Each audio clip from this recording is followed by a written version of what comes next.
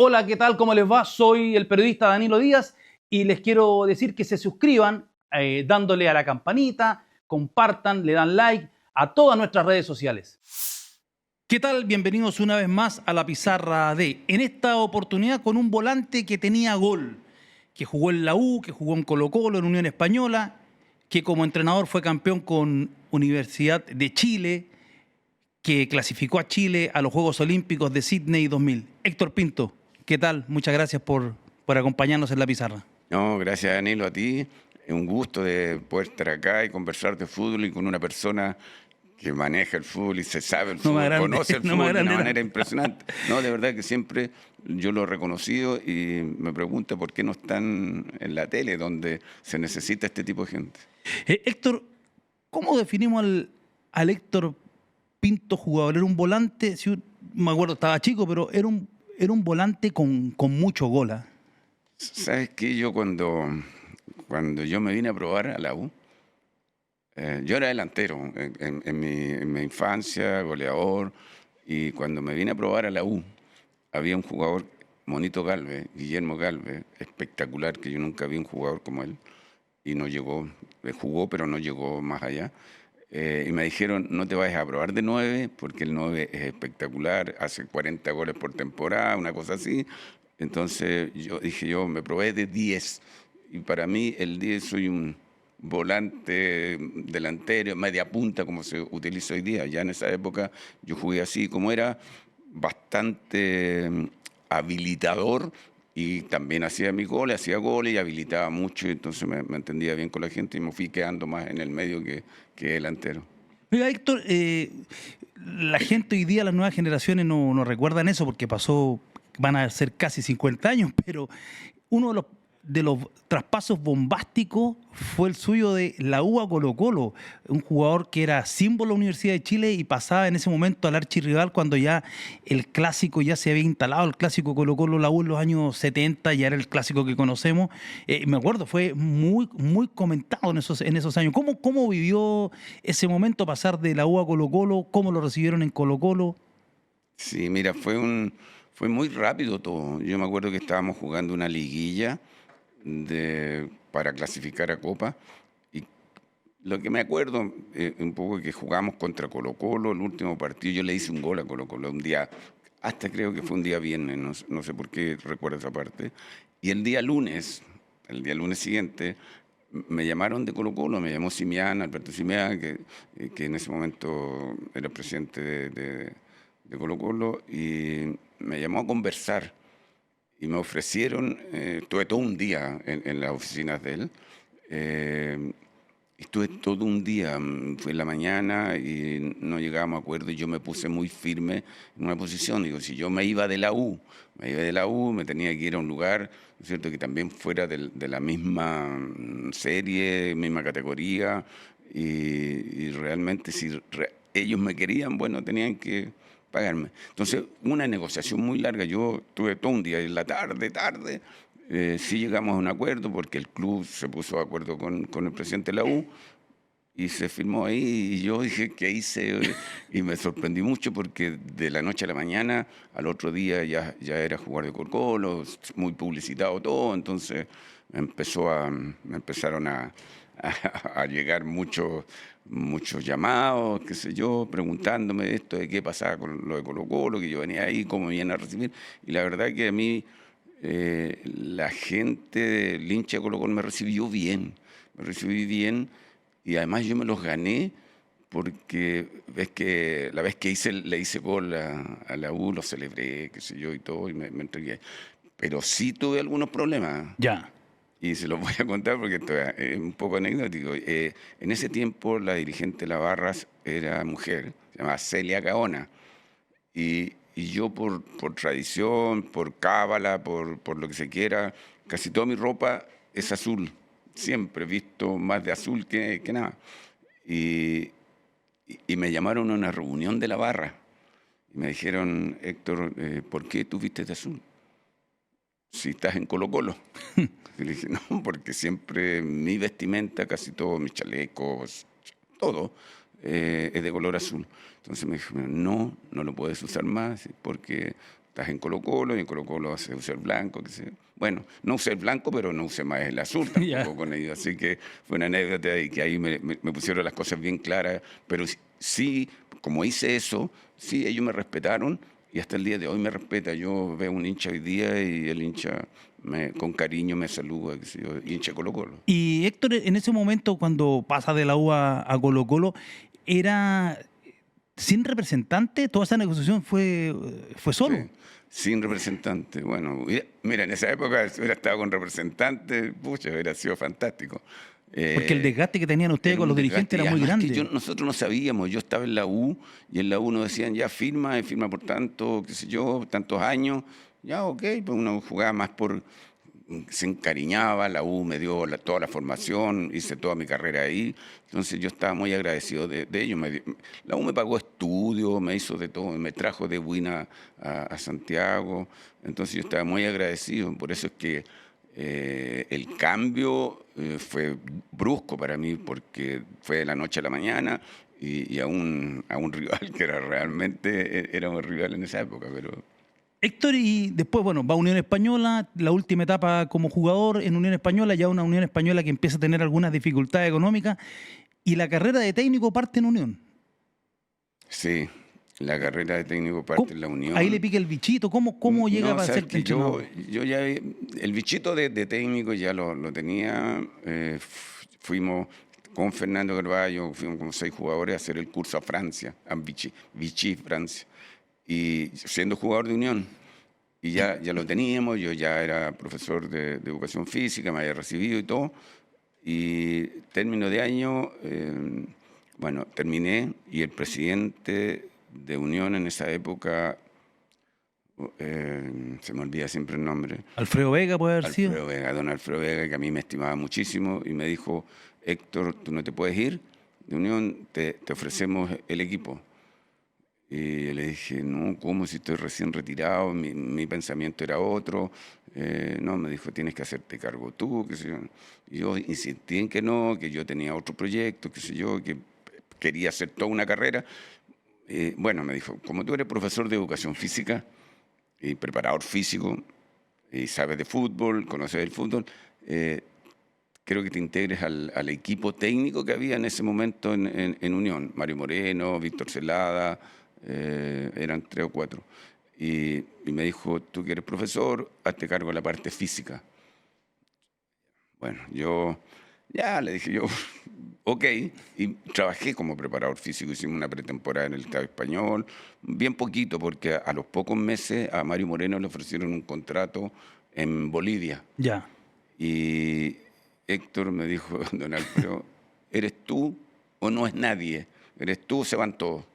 Y yo dije, va a quedar Nino, va a quedar Víctor Celá, van a quedar sin trabajo. Dice, hablé con Arturo, que éramos amigos, y Arturo somos Salá. amigos, Arturo Salá.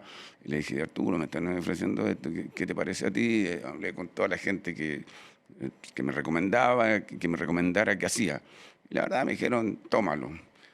Y yo lo tomé, pero yo creo que cometí un error ahí, porque me hice cargo de todo, de la parte física, de la parte técnica. Claro, tenía apoyo de los demás, pero todo descansaba en mí, porque yo hacía la programación, programaba los trabajos de la semana, programaba todo, entonces fue un poquito desgastante, pero igual yo creo que salí de arriba, me sirvió muchísimo, porque esa experiencia me sirvió para más adelante. Entonces fue muy, muy difícil, pero salimos airoso, digamos. Sí, y esa campaña donde se salvan del descenso en Talca, ese partido historiado con Ranger, que la temporada 87, con un gran Pancho Ugarte, el Pancho Ugarte con las tobilleras blancas. Pancho Ugarte, un gran persona, gran líder, un tremendo jugador, tremendo jugador.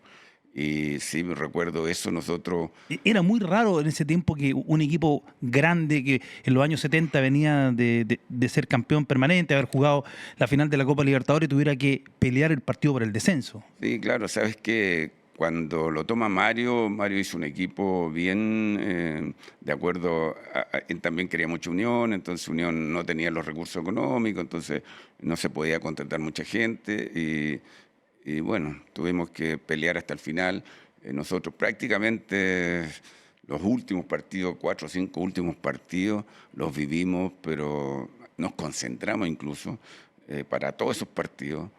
Y me acuerdo que fuimos a Católica a concentrarnos a las dependencias de Católica allá arriba. Entonces, bueno, nos sirvió mucho y afortunadamente ese partido jugamos un gran partido, 3-0, que creo que fue el marcador, y nos salvamos del descenso. Después de ahí, fíjate que yo estuve como 2 semanas enfermo porque me bajaron las defensas, me vino de todo. Entonces me fui a la playa y realmente estuve, yo creo que como una semana en cama después de ese partido. Y al año siguiente, ya al 88, ustedes llegan a la final del Poyagol, la pierden con Colo-Colo 1-0.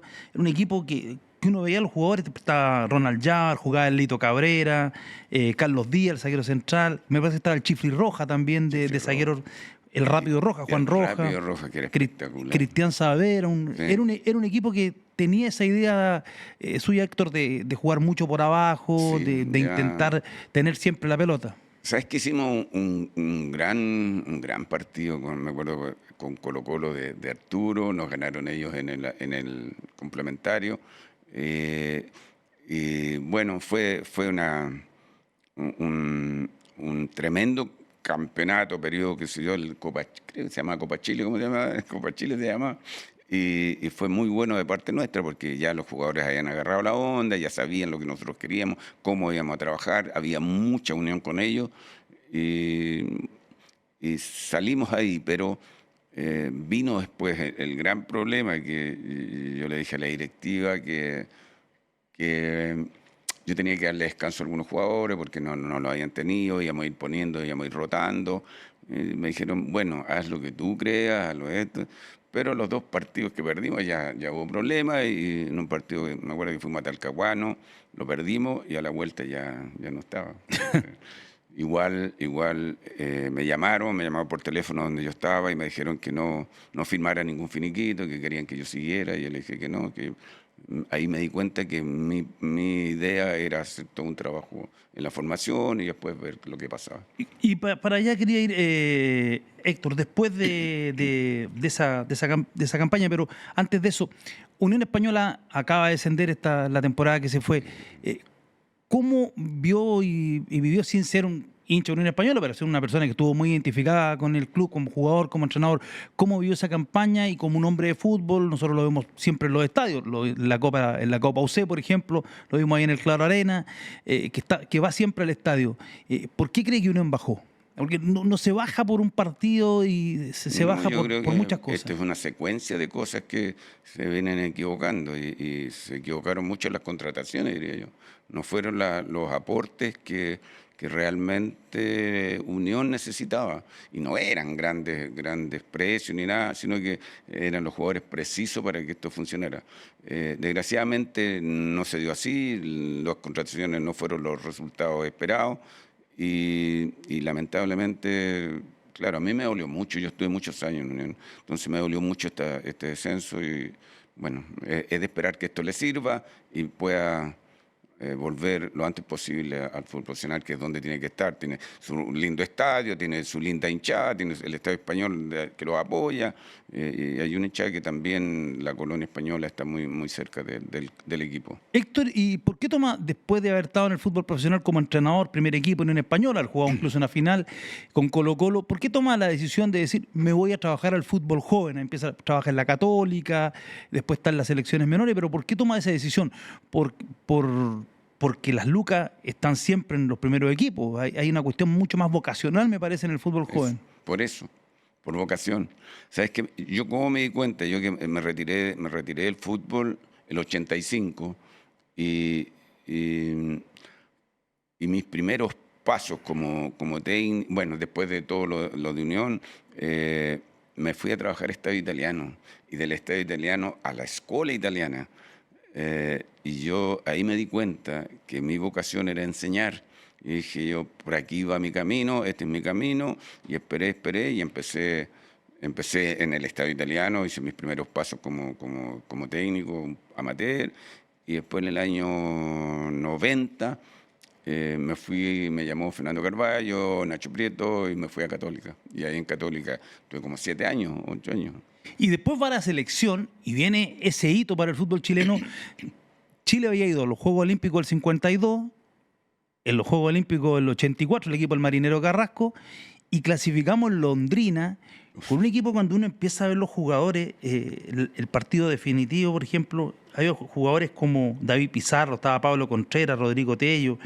La formación de Chile, cuando Chile le gana 1-0 a Argentina, estaba Di Gregorio al arco, Cristian Álvarez, David Enríquez, Pablo Contreras y el Flaco Larra, el lateral izquierdo, Claudio Maldonado, Rodrigo Tello, Rodrigo Núñez, David Pizarro, entró Julio Gutiérrez después por él, Héctor Tapia, Rodrigo Ríos, que entró el Choro Navia, que termina haciendo el gol. O sea, jugador de muy buena técnica. Y Chile parecía que estaba eliminado cuando perdieron el 5-1 con Colombia, y después viene los 9 que le hace Brasil a Colombia, y ahí clasificamos. ¿Cómo se armó ese equipo? Para la gente que no lo vio jugar, ¿cuál era la característica que tenían? Que quizás por los nombres de los jugadores era... Sí, mira, bueno, eso fue un tema también un poco bullado y comentado, y el periodismo también estaba muy encima de nosotros. Yo fui llamado por Nelson Acosta. Él me integró a la sub-17. Mira, primero, y esto es anecdótico también, Nelson, cuando él se hace cargo para ir al Mundial de Francia, me ofreció a mí ser socio antes. Y yo en Católica pedí autorización, y, bueno, desgraciadamente no me la dieron, y entonces me dijo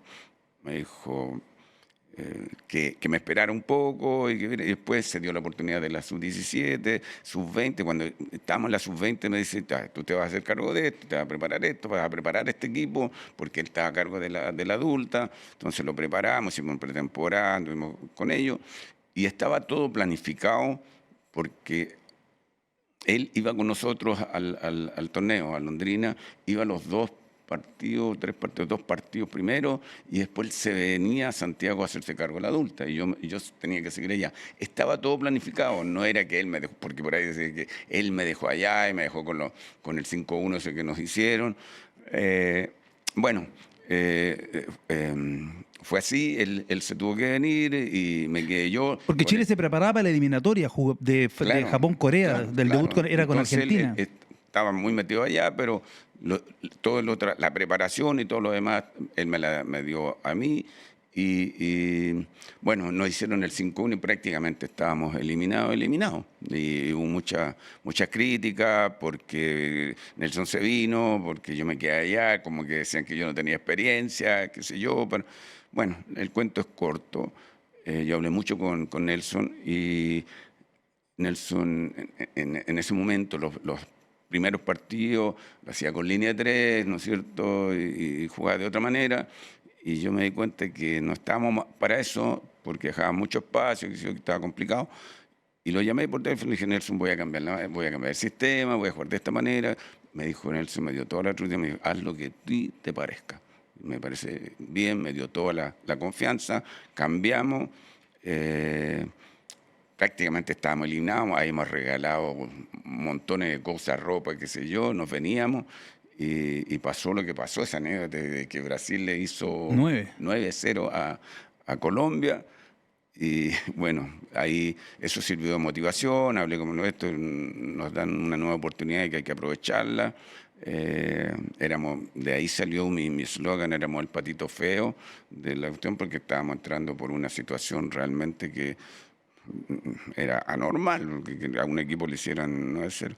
Bueno, le ganamos a Uruguay, y le ganamos en un partidazo. Jugó muy bien Chile ese día. Pizarro fue espectacular, hizo rabona, jugó de una manera increíble. Después en la conferencia de prensa, fíjate que no pudimos, pedían a Pizarro, no lo pudimos mandar porque la hinchada de los uruguayos y los jugadores uruguayos no querían matar. Si el chico Pizarro pero jugó un partidazo digno de un jugador de muchísimo nivel. Así que le ganamos 3-0, después perdimos después con Argentina.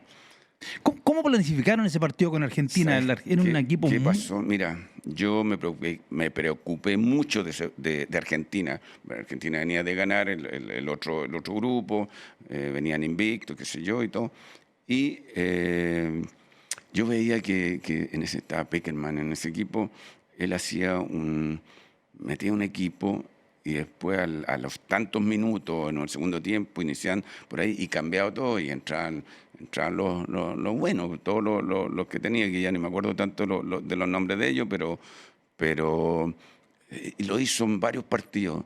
Y yo dije, sabes que yo un poco hice casi lo mismo, porque por ahí aparece Rodrigo Ría, aparece Claro. Núñez, los metí en una función, después los cambié a ellos, entraron. Bueno, se dio lo que yo pensé en ese momento, y dije, voy a hacer esto porque ellos no hacen esto. Le hice lo mismo, aguantamos, y después yo metí a Navia, qué sé yo, y afortunadamente le ganamos.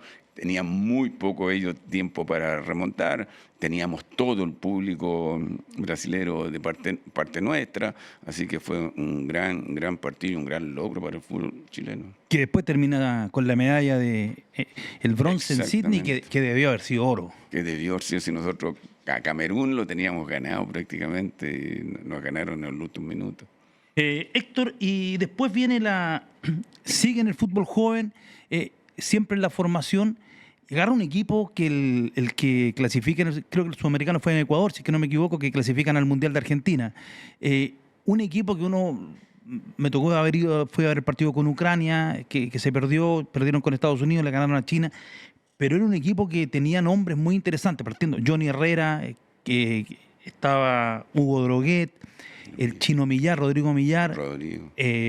y Jaime Valdés, que Jaime Valdés, que era quizás la gran figura de ese equipo.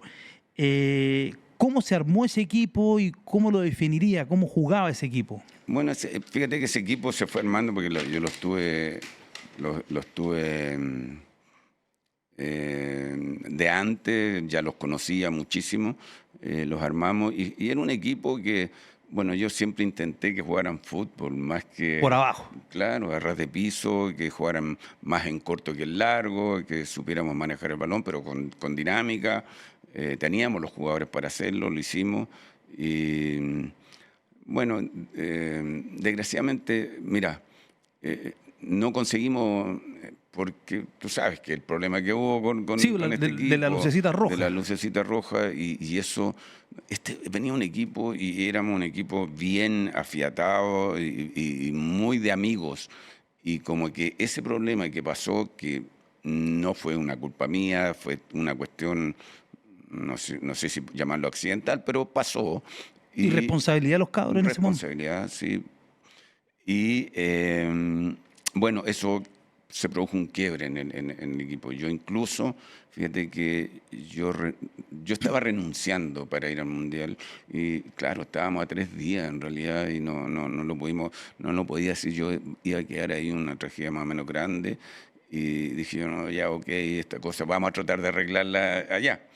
No, Se quebró el vestuario. Se quebró de frentón y no pudimos obtener lo que nosotros pretendíamos, era pasar una ronda y a ver qué se podría dar, porque equipo teníamos como para haber hecho Gonzalo otra cosa. Villagra, por ejemplo, Sí, era un muy teníamos buen equipo. muy buenos jugadores, muy buenos jugadores. ¿Sabes qué? Pero habíamos hecho una muy buena preparación con ese equipo también. Fuimos en gira a Europa, estuvimos en Rusia, Entonces, es lo que yo echo de menos hoy día de los equipos y de las selecciones que vayan a jugar a otras partes para ver cuáles son las exigencias que hay en otro medio.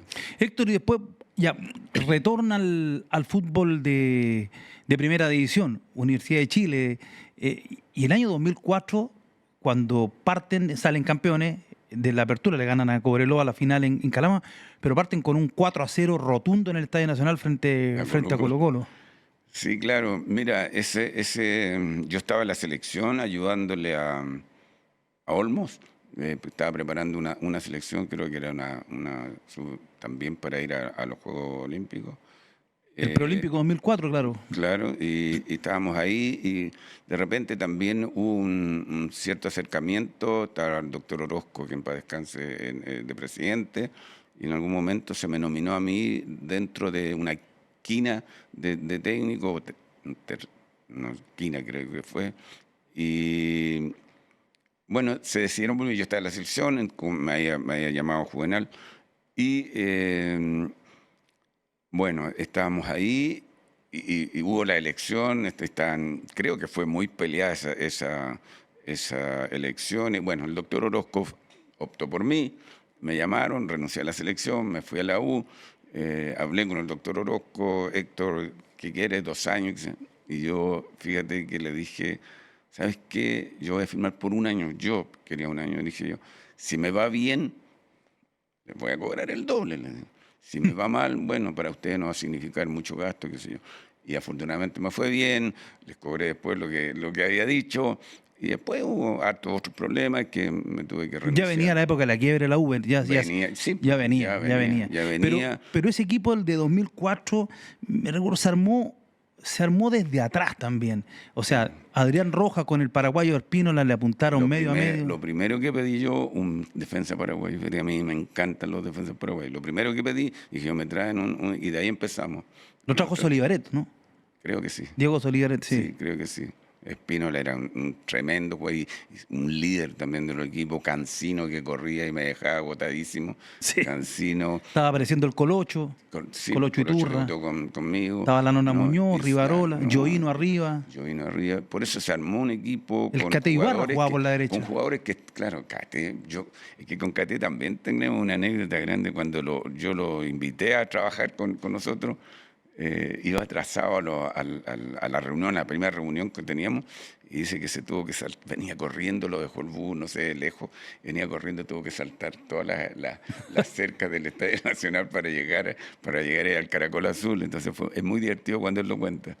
Y armamos ese equipo con varios jugadores que yo los conocía, los vi, y que ellos como que les vi que necesitaban una segunda, porque estaba yo en Católica, no estaba tan bien, Cancino venía de Wander, y dije yo, ya, vamos. Y conversamos mucho con ellos y hablamos mucho de lo que era lo que era la U.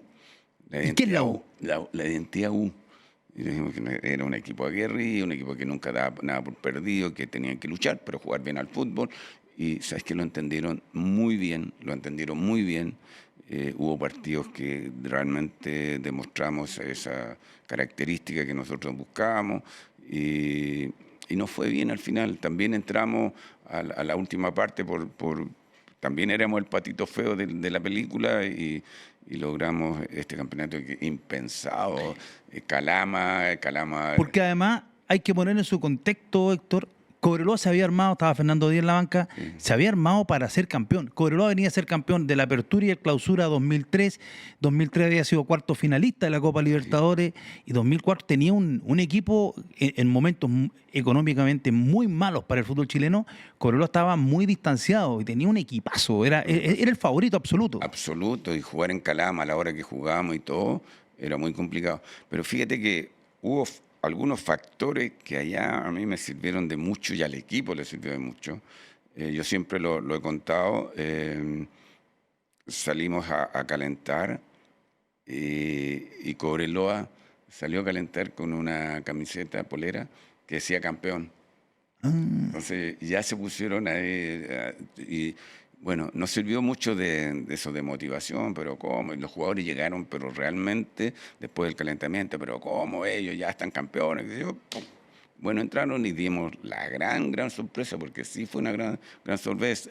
Aguantamos, terminamos 1-1 creo el partido, y después los penales realmente fue una cosa demasiado emotiva, porque Johnny que le pegó un tremendo balazo al balón, hizo el gol y de ahí a disfrutar y a pasarlo bien.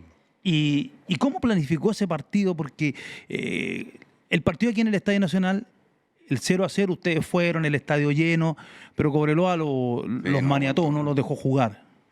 Sabes que nosotros, Johnny, mira, la idea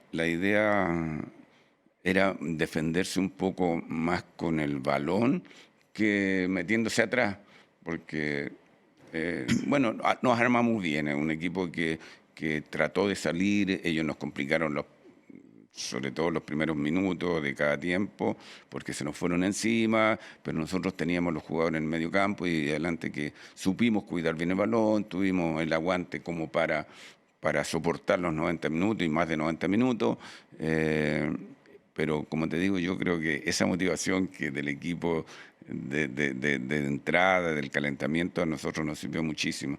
Pero un equipo que tenía personalidad, tenía garra, tenía fútbol, tenía tenía de todo. La verdad que a mí me llenó en el gusto y yo creo que a la gente también, porque es un equipo que siempre trató de ir a buscar los partidos. Y el año siguiente van a la Copa Libertadores. Esa Copa Libertadores que les tocó un grupo bravo con Sao Paulo, Quilmes, que había eliminado a Colo-Colo, y de Strongest, con lo que implica ir a jugar a La Paz. Y clasificaron, terminan siendo eliminados en octavos de final por el Santos de Robinho, pero Pero, en el Estadio Nacional fueron muy buenos esos partidos, con muchísima gente, y ahí el equipo recibe a Jaime Rivero, que a mi juicio anduvo muy bien, pero la gente le daba con el mocho al hacha porque querían que Jaime Rivero hiciera los mismos goles que hacía en claro, Wander. claro. Y él dejaba solo 2 o 3 jugadores por partido, Sí, claro. era un jugador diferente. Sí, claro, él un muy buen jugador y claro, la gente le exigía que pelota que agarrar, que tenía que ser gol. Eh, mira, em, grandes jugadores, Espínola,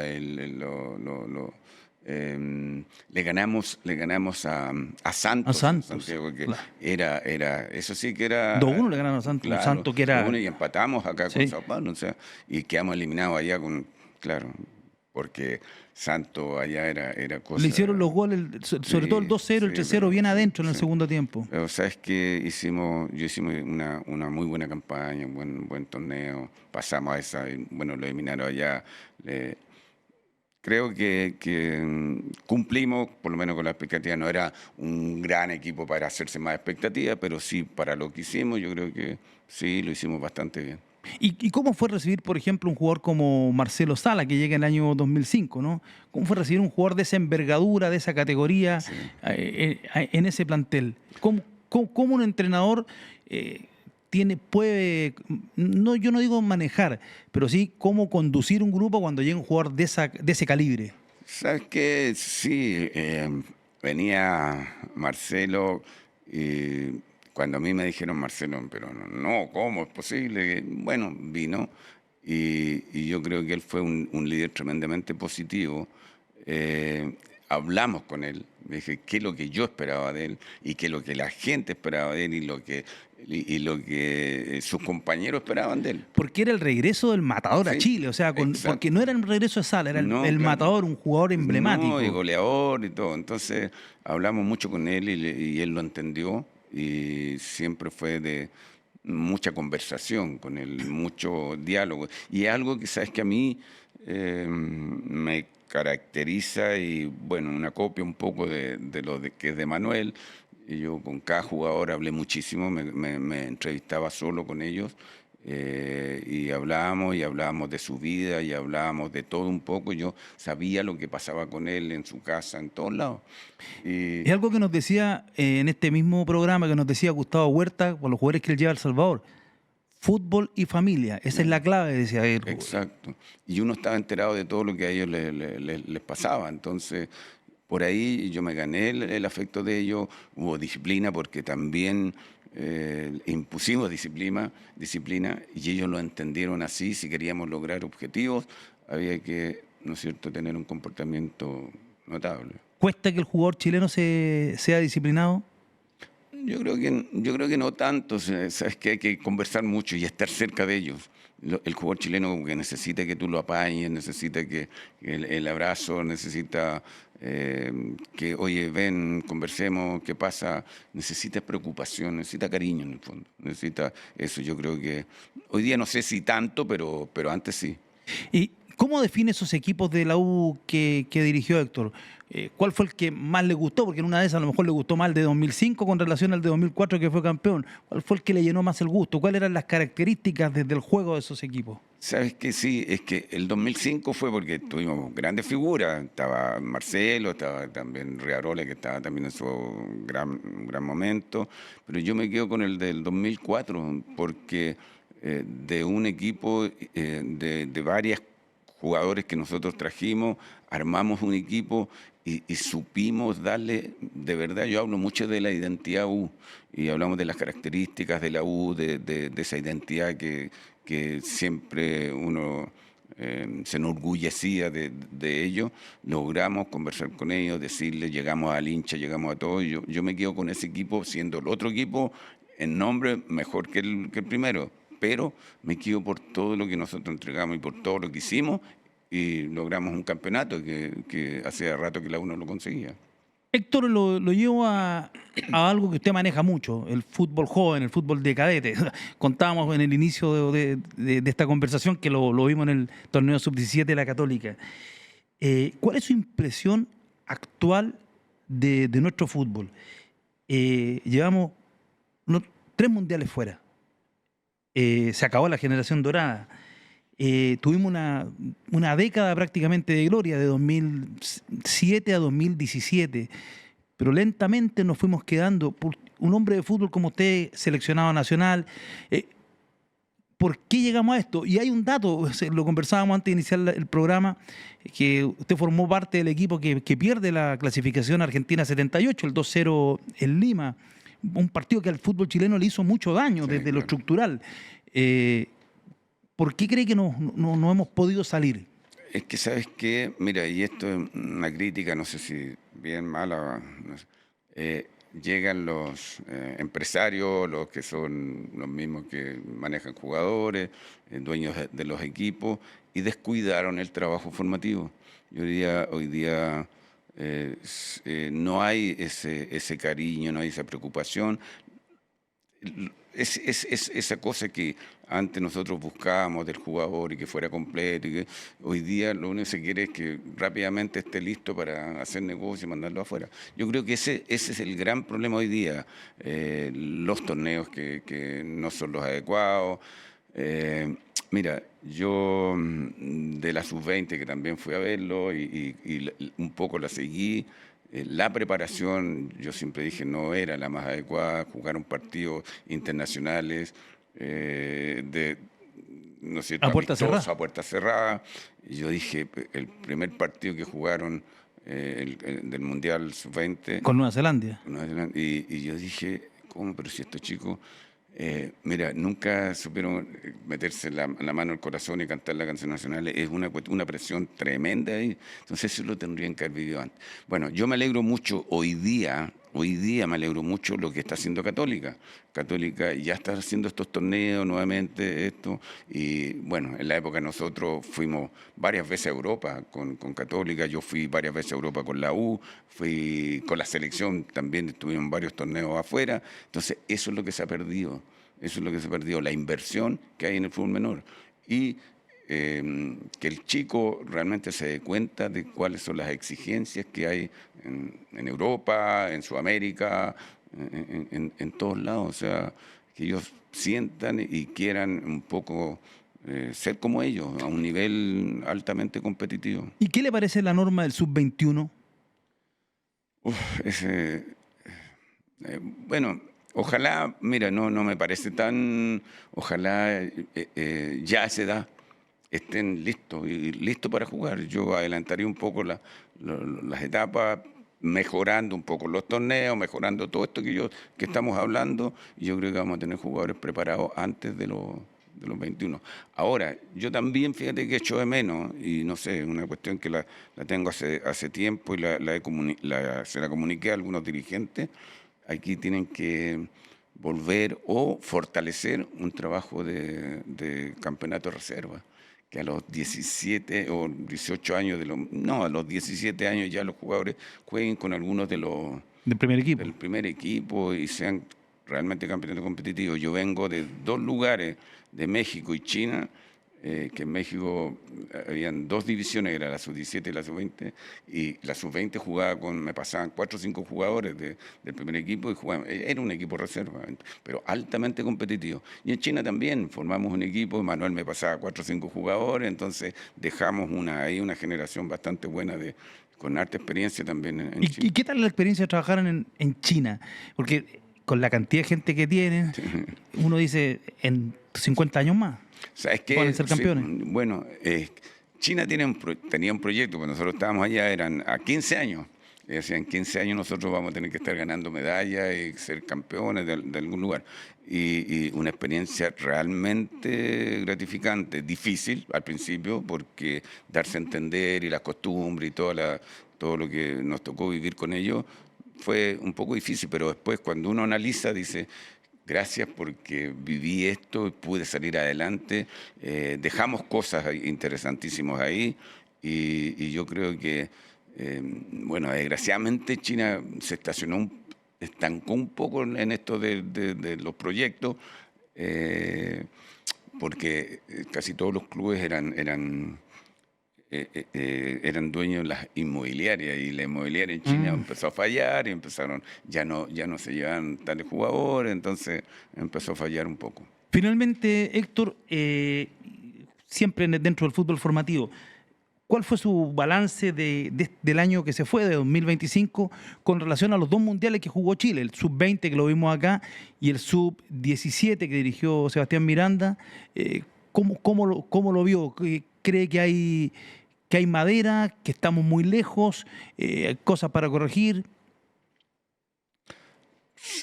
Es que vamos a apuntar a lo mismo, que yo vi una sub-20, fue un sudamericano y salieron últimos. Clasificaron a la fase de O grupo. sea, porque claro, pero Desde la fase de grupo. el otro que jugó fue, bueno, y salieron últimos de ahí y no hubo ahí una cosa que dijeron, oye, no, sabes que esta cuestión tenemos que arreglarla, vamos a tener que buscar algunos. En el hexagonal le fue mal. Claro, en el hexagonal le fue ahí salieron. Y yo eché de menos ahí una cosa que a lo mejor se tenía que haber producido un cambio, a lo mejor habían otros jugadores que podrían haber ocupado el lugar de ellos. Y un poco con la 17, pero yo creo que es por lo que hablamos antes, es porque ya los clubes no están invirtiendo en los jugadores, ya no hay esas giras, ya no hay estos tipos de campeonatos, ya no hay estos jugadores que se van muy temprano. Prácticamente no juegan en el extranjero, vienen acá, entonces pierden años de trabajo, de competencia, que la competencia es la que te obliga a mejorar.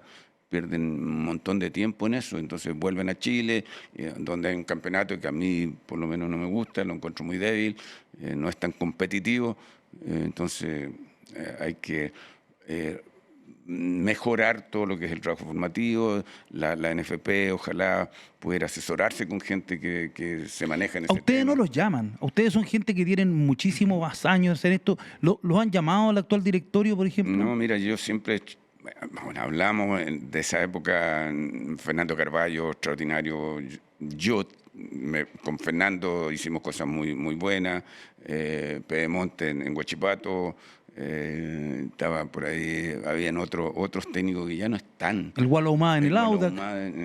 Entonces ya no están y esa es la gente que se echa de menos. Hoy día tú ves los técnicos y los técnicos lo único que quieren es dirigir primero equipo. No sienten esa vocación o lo hacen porque la remuneración de los menores, el trabajo de los menores no es la adecuada. Entonces ellos están buscando, ¿no es cierto?, sobresalir para rápidamente alcanzar los sueldos que se manejan en el primer equipo. Héctor Pinto, muchas gracias por venir a la pizarra. No, gracias a ti, Dani. Me hiciste recordar muchísimas cosas que las tenía un poco olvidadas, pero realmente muy, muy gratificador estar aquí conversando contigo, una persona que se maneja muy bien en el fútbol, muchas gracias. Sabe mucho la historia y todo. Entonces, qué bueno que me hiciste recordar muchas cosas que para mí fueron realmente muy positivas. Muy amable, Héctor. Ha sido Héctor Pinto, una vez más con la pizarra en otro capítulo de esta temporada. Hola, ¿qué tal? ¿Cómo les va? Soy el periodista Danilo Díaz y les quiero decir que se suscriban dándole a la campanita, compartan, le dan like a todas nuestras redes sociales.